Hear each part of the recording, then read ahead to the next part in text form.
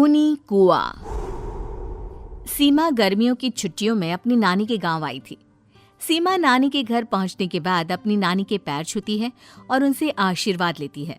तभी उसकी नानी उससे कहती है, इतनी बड़ी हो गई मेरी सीमा, चल जल्दी से हाथ मुंह धो ले, मैं तेरे लिए खाना लगा देती हूँ।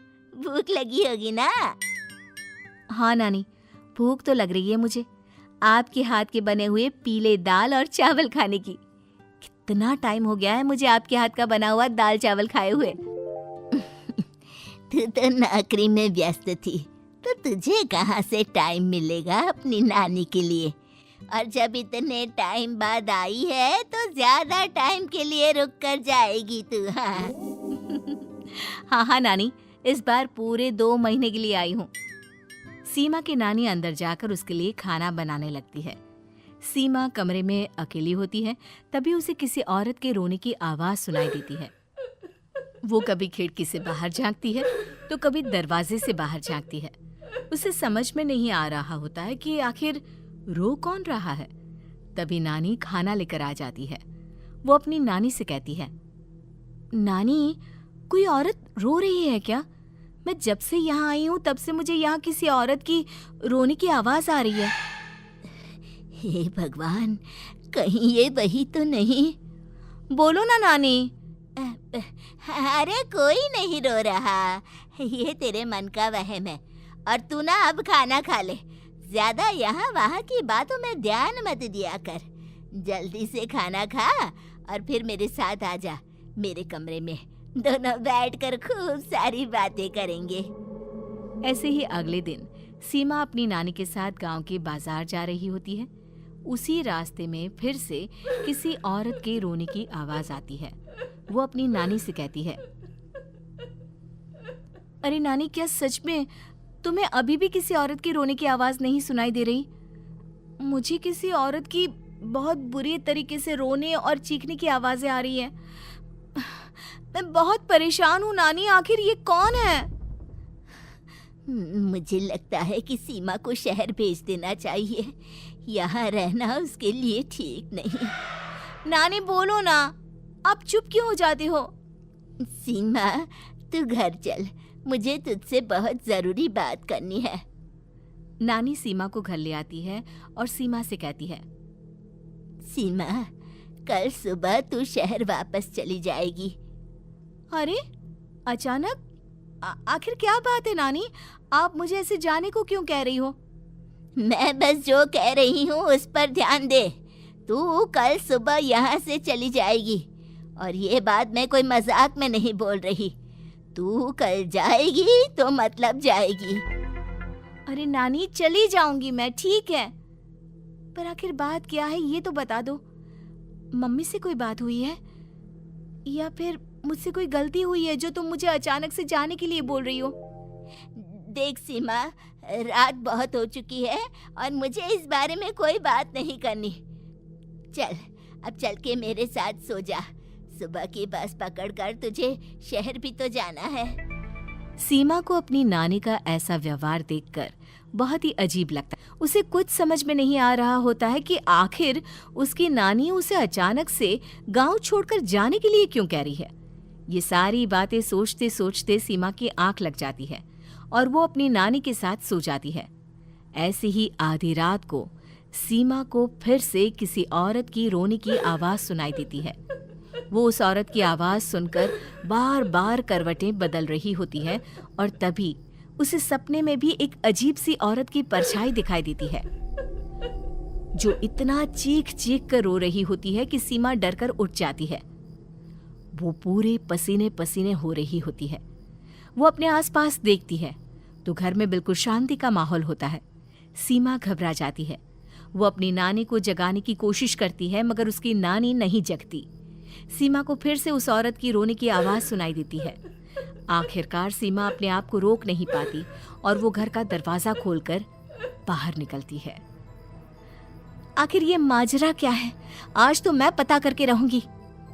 अब आवाज का पीछा करते हुए सीमा आधी रात को गांव के चौपाल के पास बने कुएं के पास पहुंच जाती है, जहां कुएं की चारों ओर बेड़ियां लगी होती हैं। उन बेड़ियों में लगे हुए ताले के साथ एक लाल रंग का कपड़ा और माता रानी का कलावा बंधा होता है। उस कुएं में से सीमा को किसी के रोने की आवाज आती है। सीमा परेशान हो जाती है। इस कुएं में कौन है? कौन है यहाँ? सुनो, कौन है? कौन रो रहा है? वो चिल्ला चिल्ला कर पूछती है और साथ ही लोगों को जगाने की कोशिश करती है, मगर किसी को भी उसकी आवाज सुनाई नहीं देती। अब सीमा खुद उस कुएं के पास की बेड़ियों और तालों को खोलने की कोशिश करती है और किसी तरह कुछ देर की मशक्कत के बाद सीमा उसको खोल भी देती है। और जैसे ही वो कुआं खोलकर उसके अंदर झांकती है, सीमा उस कुएं में गिर जाती है। इतने में उसकी नानी की नींद भी खुल जाती है और सीमा को पास ना देखकर नानी परेशान हो जाती है। नानी घबराकर पूरे घर में उसे ढूंढने की कोशिश करती है, जिसके बाद उसकी नानी और सभी लोग उस खूनी कुएं के पास जाते हैं और सीमा की नानी कुएं के पास खड़ी होती है। सभी गांव वालों और सीमा की नानी को सीमा के चिल्लाने की आवाज आती है, बचाओ, कोई मुझे बचाओ। मेरी बच्ची, हम आ गए, हम तुझे बचा लेंगे। नानी, मुझे यहाँ बहुत डर लग रहा है। यहाँ इंसान की कटी हुई मुंडिया, हाथ, पैर और कंकाल है और खून भी है। नानी, मुझे डर लग रहा है। आप सब मेरी मदद कीजिए, नहीं तो ये खूनी कुआं मेरी बच्ची को भी खा जाएगा। अरे मुझे तो ये समझ में नहीं आ रहा कि आखिर इस खूनी कुएं को खोला किसने। सालों पहले इसको इतनी मुश्किलों के बाद तांत्रिक बाबा ने बंद किया था। अरे पूरा गांव खूनी कुएं के बारे में अच्छे से जानता है, तो कोई भी जानबूझकर तो ऐसा करेगा नहीं। मतलब किसी ने अनजाने में इसे खोल दिया है भैया। सीमा को इस बारे में मालूम नहीं था और जब से वो यहाँ आई थी तभी से उसे किसी औरत के रोने की आवाज़ें भी सुनाई दे रही थी। कहीं सीमा ने ही तो उसे नहीं खोला। अगर ऐसा है तो फिर सीमा का बचना बहुत मुश्किल है। वहीं कुएं के अंदर सीमा रोते हुए बैठी होती है कि उसे आवाज सुनाई देती है जो कुएं के बाहर खड़े गांव वालों में से किसी को सुनाई नहीं देता। आज सालों के बाद मुझे ताजा खून मिलेगा। तेरा खून पीकर आज मैं अपनी प्यास बुझाऊंगा।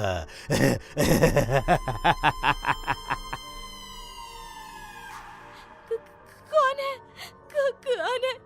मत मारो प्लीज, मुझे जाने दो प्लीज। मैंने किसी का क्या बिगाड़ा है? वो तुझे मरने के बाद पता चल ही जाएगा।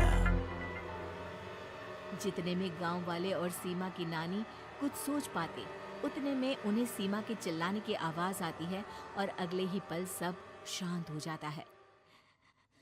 क्या हुआ? सीमा, मेरी बेटी। माफ करना बहन, लेकिन अब सीमा वापस नहीं आएगी।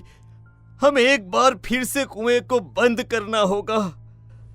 गांव वाले तभी तांत्रिक को बुला कर लाते हैं।